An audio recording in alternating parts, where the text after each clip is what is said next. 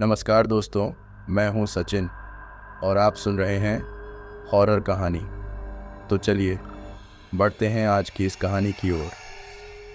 यह कहानी मुझे मेरे एक दोस्त ने शेयर की है और जिस आदमी के साथ यह भयानक हादसा हुआ था वह मेरे दोस्त के छोटे वाले मामा हैं, जिनका नाम है पारस। तो मेरा जो दोस्त है वह अपने पूरे परिवार के साथ राजस्थान में रहता है, लेकिन उनके मामा यानी कि पारस राजस्थान न रहकर के अनूपगढ़ शहर में रहते हैं, जहाँ पर कपड़े बनाने का काफ़ी ज़्यादा कारोबार होता है। तो वहाँ पर एक कपड़े बनाने की फैक्ट्री में वह सुपरवाइज़र का काम करते हैं। पारस काफ़ी पढ़े लिखे हैं और वह कभी भी भूत प्रेत जैसी चीज़ों पर विश्वास नहीं करते हैं। जब उनके सामने कोई ऐसी बातें करता है तो वह उसे मूर्ख कहने लगते हैं। लेकिन एक बार पारस के साथ एक ऐसी घटना घटित होती है जिसके बाद वह आज तक उस सदमे से बाहर नहीं निकल पाए हैं। आज भी वह उस जगह की ओर जाते हैं तो उनके मन में भय बैठ जाता है। तो साथियों, इस स्टोरी को शुरू करूं? अगर आप इस चैनल पर पहली बार स्टोरी सुनने के लिए आए हैं तो इस चैनल पर और भी ज़बरदस्त बड़ी कहानियाँ मैंने आपके लिए तैयार की हुई हैं, तो आप बाकी स्टोरीज़ को भी ज़रूर सुनें। और जब आपको लगे कि वाकई में कमाल की स्टोरीज़ आपको यहाँ पर सुनने को मिलती है तो फिर चैनल को सब्सक्राइब ज़रूर कर ले। तो चलिए अब आगे की कहानी हम शुरू करते हैं। और आगे की कहानी आप पारस के पॉइंट ऑफ व्यू से सुनने वाले हैं। नमस्कार साथियों, मैं हूं पारस और जैसा कि आपको मेरे बारे में पता चल ही चुका है कि मैं राजस्थान में एक कपड़ा बनाने वाली फैक्ट्री में सुपरवाइज़र का काम करता हूं। वैसे तो मेरी ड्यूटी दोनों ही शिफ्ट में होती है। मुझे 20 दिन नाइट शिफ्ट में गुजारने होते हैं और बाकी 10 दिन की नौकरी डे शिफ्ट में करनी होती है। जब से फैक्ट्री में मेरी दूसरी पारी की शिफ्ट ड्यूटी लगी थी तब से रात्रि में घर जाने में काफ़ी देर हो जाया करती थी। ऑफिस से घर की दूरी यही करीब 2 किलोमीटर की रही होगी। जब तक बहुत ज़रूरी ना हो रात में घर आने जाने के क्रम में रास्ते में पड़ने व सुनसान और संकरी गलियां, जिनसे होते हुए घर जल्दी पहुंच तो सकता था, पर उन्हें पकड़ना मैं पसंद ना करता था, क्योंकि एक तो वहां घात लगाकर बैठे चोर उचक्कों का खतरा रहता, तो दूसरी तरफ कुत्ते बहुत भौंकते थे। उधर जाने में मुझे बड़ा डर लगता था, इसलिए हमेशा पक्की सड़क वाली मुख्य मार्ग से ही घर लौटा करता। अब एक बार क्या हुआ कि मुझे फैक्ट्री में काम करते करते काफ़ी टाइम हो गया, क्योंकि उस दिन माल भरने के लिए गाड़ी आई हुई थी और उस माल को गाड़ी में लोड करने के चक्कर में मुझे फैक्ट्री में ही काफ़ी रात हो गई थी। उस रात हवा बहुत तेज़ चल रही थी, मानो ज़ोरों की बारिश होने वाली हो। रात के 12:30 बजने को आए हैं। बच्चे भी सो गए होंगे। पत्नी प्रिया भी मेरे बिना खाना नहीं खाती। खाली पेट वह भी मेरी राह देखती होगी। यही सब सोचते और टिफ़िन बॉक्स हाथ में लटकाए मैं तेज़ कदमों से घर की तरफ निकल पड़ा। कुछ दूर चलने के बाद आज उस संकरी और कच्ची गली की राह ले लिया ताकि जल्दी से घर पहुंच सकूं। हालांकि मैं कभी भी इस गली से जाना पसंद नहीं करता था, जिसका कारण मैंने आपको पहले ही बताया है। लेकिन क्योंकि उस दिन मैं काफ़ी लेट हो गया था तो मजबूरन मुझे उस गली के रास्ते को पकड़ना पड़ा। इतनी रात और ऊपर से यह सुनसान और संकरी गली, मुझे डर भी लग रहा था, क्योंकि कुत्ते सतर्क होते दिखने लगे थे, मानो कोई अनजाना अनचाहा मेहमान चला आ रहा हो उनकी तरफ। वैसे मानव हो या ये कुत्ते, बिन बुलाए मेहमान किसी को पसंद नहीं आते।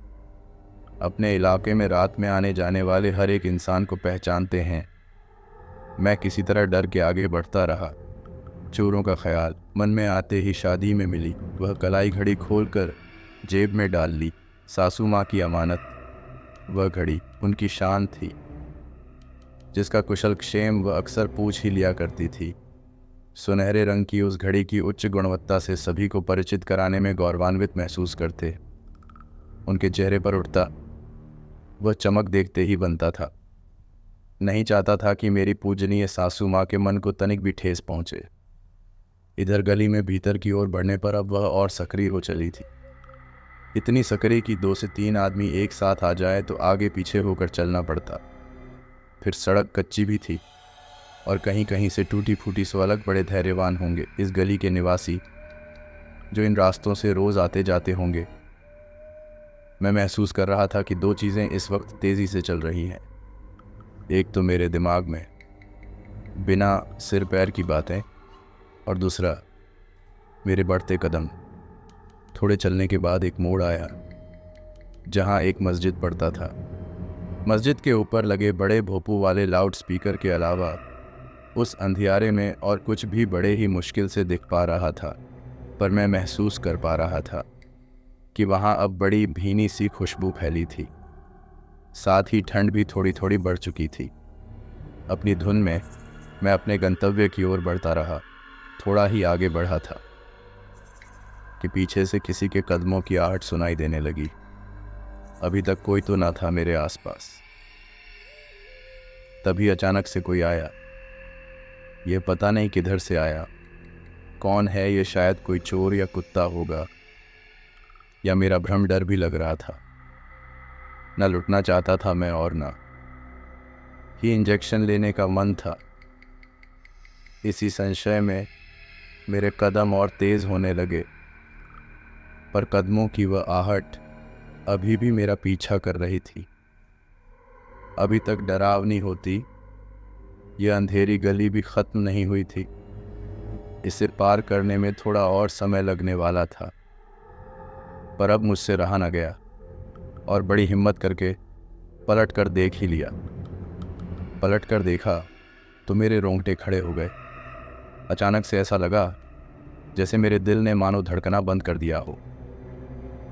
आधी रात को इस सुनसान सड़क पर मेरे अलावा सफ़ेद साड़ी में लिपटी हुई एक औरत मुझे दिखाई दे रही थी, और वह बड़े ही तेज़ कदमों से मेरी तरफ बढ़ती चली जा रही थी।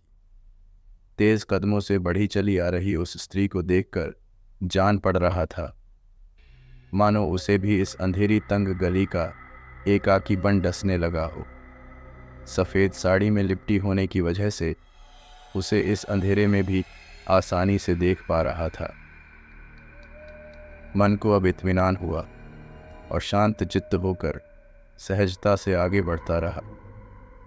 अचानक से महसूस हुआ जैसे वह स्त्री ठीक मेरे पीठ पीछे खड़ी होकर मुझे आवाज़ लगा रही हो, थोड़ा रुकिए। अचानक मैं दोबारा पलटा देखा कि सच में पीठ पीछे खड़ी वह तरुणी मुझसे कुछ कहना चाह रही थी। तीखे नैन नक्श ओजस्वी चेहरा, सुराहीदार कमर पिंडलियों तक छूते सुनहरे घने बाल कदकाठी से वह कोई अप्सरा मालूम पड़ रही थी। सफ़ेद साड़ी में खड़ी वह स्त्री अंधेरे को चीरती हुई अपनी एकमात्र उपस्थिति दर्ज करा रही थी। मैंने पूछ लिया, जी कहिए, क्या बात है? जवाब में उस स्त्री ने निवेदन किया कि कृपया साथ साथ चलिए, अंधेरा होने की वजह से मुझे डर लग रहा है। तब पता चला कि हम दोनों की हालत एक जैसी ही थी। मैंने भी सहमति में अपना सिर हिला दिया। अब हम दोनों एक साथ आगे बढ़े जा रहे थे। इतनी रात गए इस सुनसान में वह भी अकेले घर से बाहर निकलने का कारण मैंने उस स्त्री से जानना चाहा, परंतु कोई उत्तर ना मिला। फिर मैंने चुप रहने में ही अपनी भलाई समझी। कुछ पल के बाद जवाब आया, वह मेरा घर पीछे मोड़ पर ही है। किसी की ज़िंदगी और मौत का सवाल है, इसीलिए मुझे अभी निकलना पड़ा। आप भले आदमी लगे, इसीलिए मैं आपके पीछे पीछे हो ली। किसी अनजान पर इतनी रात में भरोसा करने की बात सुनकर थोड़ा अजीब लगा। कभी कभी ज़रूरत पड़ने पर ऐसा करना पड़ता है, मैं समझ सकता था। और हम लोग साथ साथ आगे बढ़ते रहे। तभी उस स्त्री ने अपना हाथ मेरी तरफ बढ़ाया। उसके हाथों में एक चमकती हुई अंगूठी थी। मेरे मुंह से अनायास निकला, क्या है यह? उस स्त्री ने जवाब दिया, आप इसे पहन लीजिए, यह आपके काम आएगा। आपको डर भय से ऊपर ले जाएगा और बुरी ताकतों से भी बचाएगा। उसे साफ इनकार करते हुए मैंने खुद को उस अंगूठी से दूर किया और थोड़ा पीछे खिसका। मैंने कहा, देखिए, ऐसा है कि मैं इन सब बातों में यकीन नहीं करता।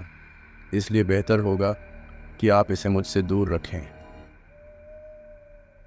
मैंने बेरुखी पूर्ण जवाब देकर उस अंगूठी को लेने से साफ इनकार कर दिया।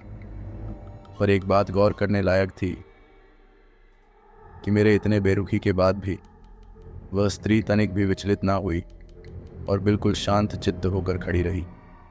उसके साथ के व्यवहार पर मुझे भीतर से आत्मग्लानि भी महसूस हो रही थी। हालांकि मुझे पता था कि मैंने जो भी किया सही किया। गली भी अब खत्म होने वाली थी और पक्की सड़क में अपने सामने देख सकता था।